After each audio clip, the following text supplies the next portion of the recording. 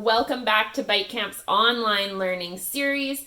In our last video, we introduced you to the program Scratch and a couple different ways that you could use that program. Today, I'm going to be teaching you some of the basics that you should know the first time that you open this program. So, when I first open Scratch, the first thing that I want you to take note of is this big white box in the center here. Now, this is where we're going to be dropping all of our code. So, as I mentioned in our previous video, Scratch is a logic bricks coding program and it uses a drag and drop system. So, all of your code is already organized in the left-hand corner here under the tab called Code. It's all organized by color as well as category. So we have motion, we have looks, we have sound, we have an event, we have controls. If you don't know the term code very well, code is essentially going to be instructions that we're giving our computer in order to make our game look the way we want it to and in order for our game to work the way that we want it to.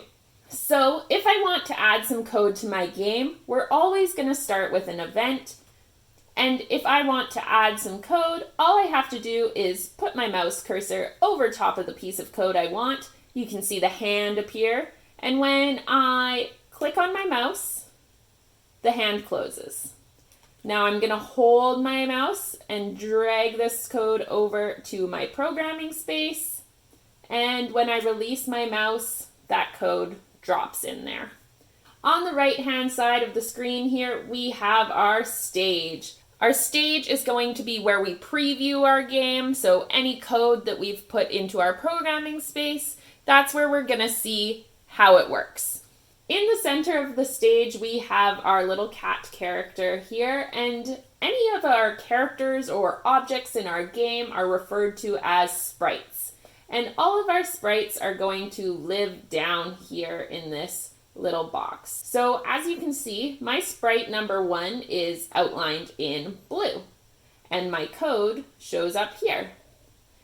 If I select my backdrop number 1 and it highlights, as you can see, all the code in my programming area has disappeared. So what that means is that Scratch is only coding the object that is selected. So whether it's a sprite or a backdrop, whatever is selected is what you're giving your computer instructions to manipulate.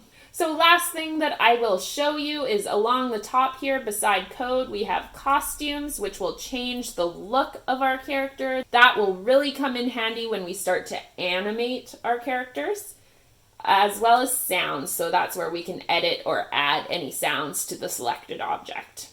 So that's all I have for you today. We're super excited to start coding our mini Mario adventure game with you.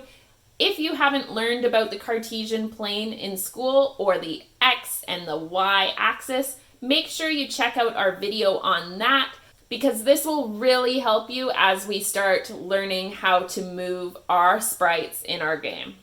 As always, make sure you've subscribed to our channel so that you don't miss out on future videos. We'll see you next time.